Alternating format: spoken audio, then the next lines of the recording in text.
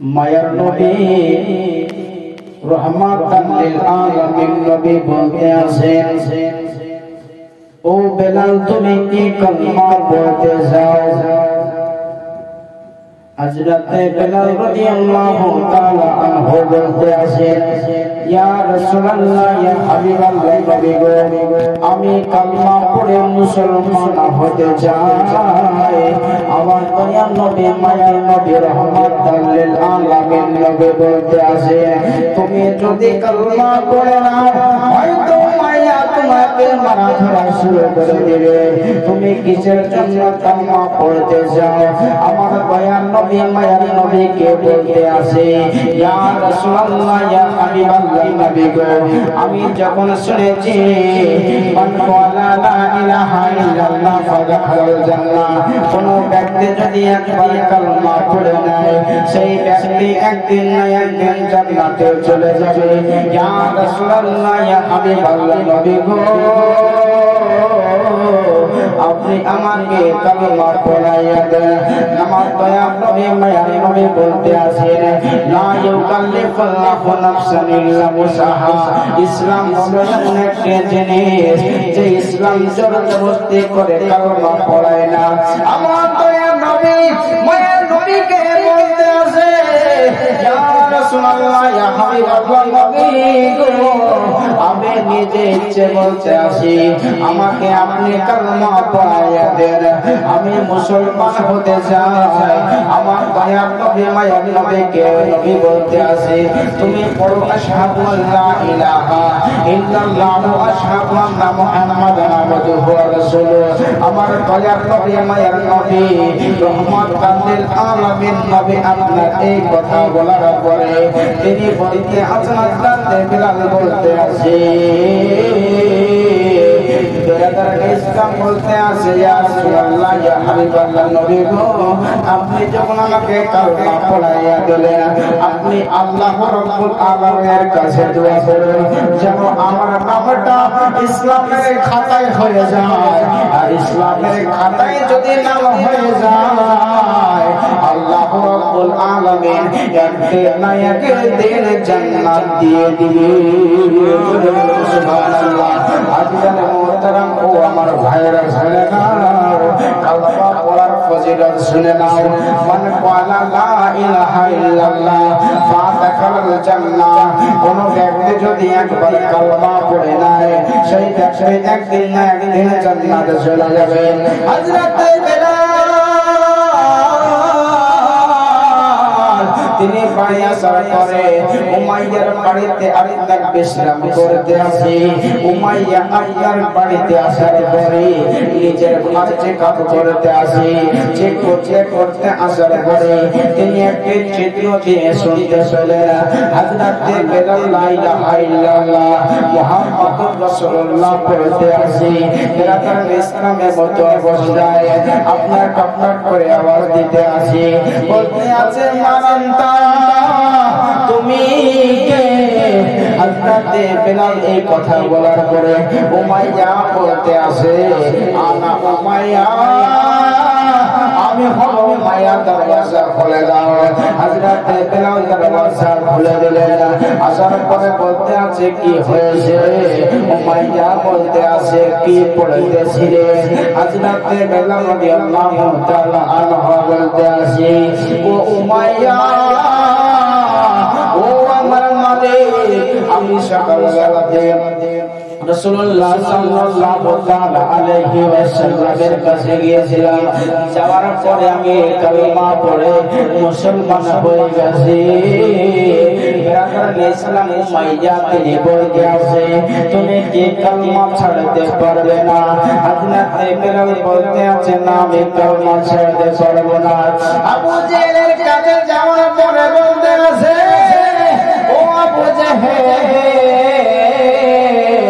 আমার একমাত্র খাদেম, আমার একমাত্র গোলাম হযরত বেলাল তিনি কালেমা পড়ে মুসলমান হয়ে গেছে, কালেমা ছাড়াতে হবে গো। আবু জেহেল বলতে আছে, কালেমা ছাড়ার বদলে আমাকে তুমি কি দিতে চাও? উমাইয়া বলতে আছে, একটা না দুটো না আমি 10টা উটনি তোমাকে দিয়ে দেব আমার খাদেম বেলালের কালমা ছড়াতে হবে হযরত বেলালকে আপনার বান্দা হলো বান্দার পরে আপনারা চাবুক দিয়ে মারা শুরু করে দিল মারতে মারতে আপনার পুরো গা আপনার পুরো শরীর বাদানকে আপনার দাঁড়া করে দিল গো বেলালকে বলতে আছে তুমি কালমা ছেড়ে দাও তুমি যদি কালমা ছেড়ে দাও তাহলে আমি আমাদের লিডার বানিয়ে দেব দয়ার নবীর মায়ার নবীর মহব্বতে বলতে আছে ও আবু জেহেল আমার জান চলে যাবে আমি কালমা ছাড়ব না সুবহানাল্লাহ বেরাদারানে ইসলাম আমার দয়ার নবীর মায়ার নবী কেমন মহব্বত করেছিল দেখো না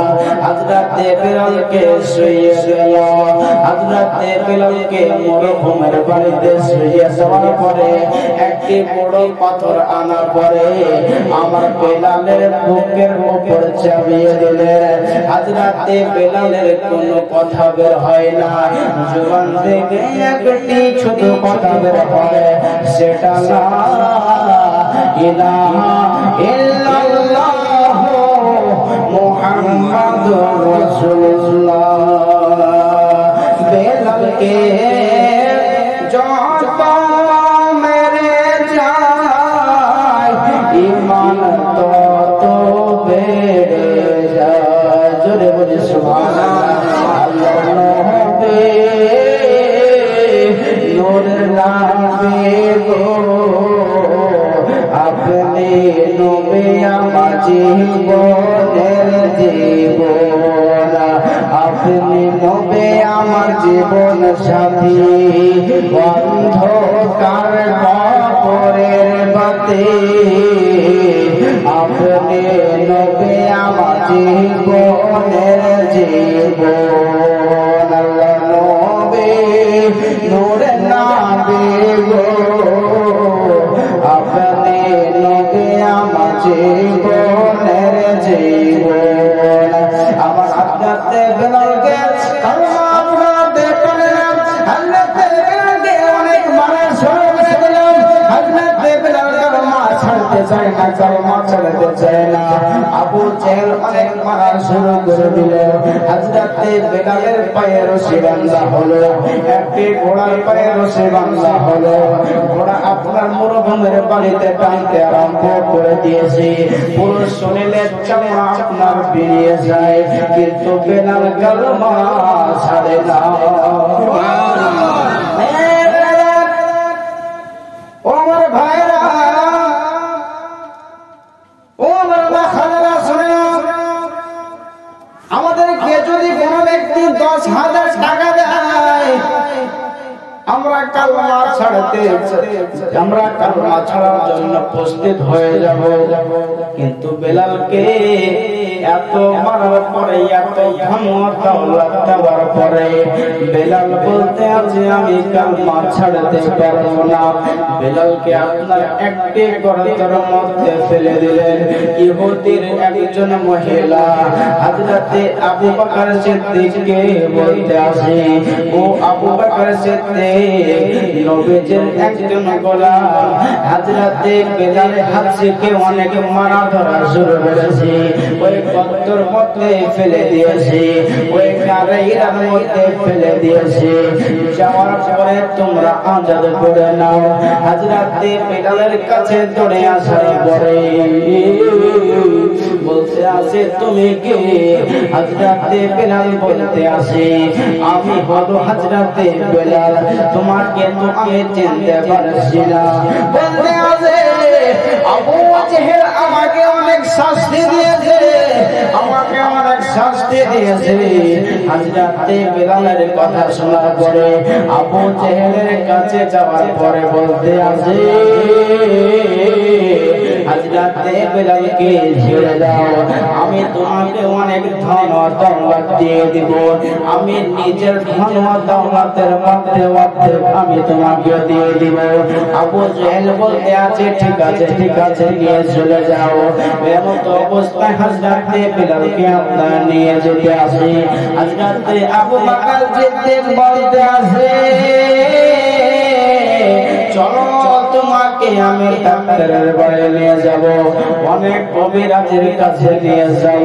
হযরতে বেলাল বলতে আছে আমি কোন কবিরাজের কাছে যাব না, আমি কোন ডাক্তারের বাড়ি যাব না, সর্বপ্রথম আমি রাসূলুল্লাহর কাছে যাব।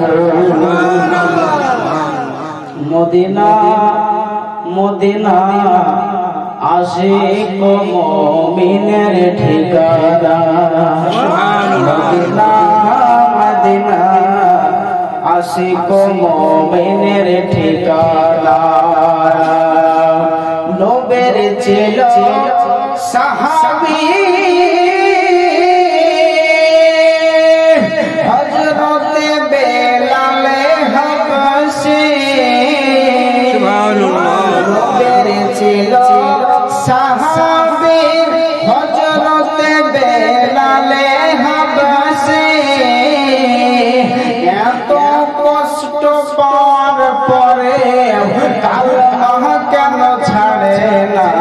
মদিনা মদিনা আশিক মুমিনের ঠিকানা, মদিনা মদিনা আশিক মুমিনের ঠিকানা। জালালউদ্দিন সৈয়দী পঁচাত্তর বার দেখল নবীকে, এত দেখার পরেও তাহার কালেমা কেন ছাড়ে না? মদিনা মদিনা আশিক মুমিনের ঠিকানা, মদিনা মদিনা আশিক মুমিনের ঠিকানা। একবার আল্লাহুম্মা